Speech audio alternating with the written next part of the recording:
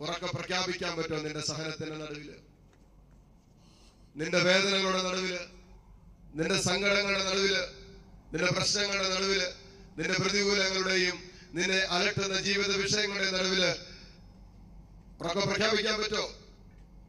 എന്നതാ, എനിക്കൊരു ദൈവമുണ്ടെന്ന്, എന്നെ കരുതുന്ന ഒരു കർത്താവുണ്ടെന്ന്, എല്ലാം നന്മയ്ക്കായി എന്റെ ജീവിതത്തിൽ മാറ്റുന്ന ഒരു ദൈവമുണ്ടെന്ന് പറയാൻ പറ്റുമോ?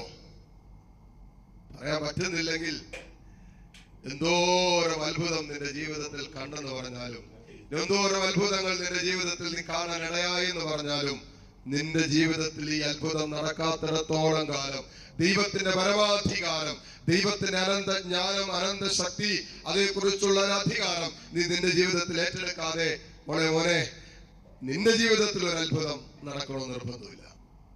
ഇതാണ് യഥാർത്ഥമായ അത്ഭുതം. പറയാമോ? Hallelujah, hallelujah. അപ്പോ ഇവിടെ സങ്കീർത്തകൻ ദൈവത്തിന്റെ പരമാധികാരം. അതുകൊണ്ട് നമ്മൾ എപ്പോഴും മനസ്സുകൊണ്ട് ഉറപ്പിക്കേണ്ട ഒരു വിഷയമാണ്, ദൈവത്തിന് എല്ലാത്തിന്റെ മേൽ അധികാരമുണ്ട്. അങ്ങനെയാണെങ്കിൽ ശത്രുവിന്റെ മേലും ദൈവത്തിന് അധികാരമുണ്ട്.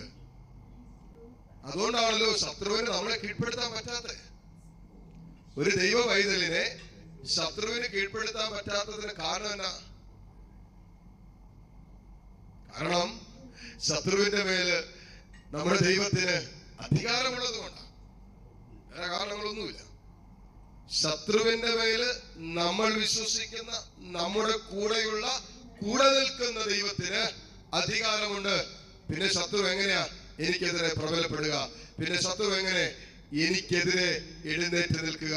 എന്റെ ദൈവം എന്റെ ജീവിതത്തിൽ എഴുന്നേറ്റ് നിൽക്കുന്നിടത്തോളം കാലം, എന്റെ കർത്താവ് എന്റെ ജീവിതത്തിൽ എഴുന്നേറ്റ് നിൽക്കാൻ ഞാൻ അനുവദിക്കുന്നിടത്തോളം കാലം, ശത്രുവിന് എന്റെ ജീവിതത്തിൽ എങ്ങനെ എഴുന്നേറ്റ് നിൽക്കാൻ പറ്റും? അവന് തലപൊക്കാൻ പോയിട്ട് ചെറുവിരൽ അനക്കാൻ പോലും ശത്രുവിന് പറ്റില്ല. കാരണം ഞാൻ ക്രിസ്തുവിന്റെ പരമാധികാരത്വം അംഗീകരിച്ച് ഏറ്റുപറയുന്നുകൊണ്ട്. ഇത് അംഗീകരിച്ച് ഏറ്റുപറയുന്നിടത്താണ് യഥാർത്ഥമായ വിടുതൽ സംഭവിക്കുക. യഥാർത്ഥമായി വിടുതൽ സംഭവിക്കുന്ന അവിടെയാണ്.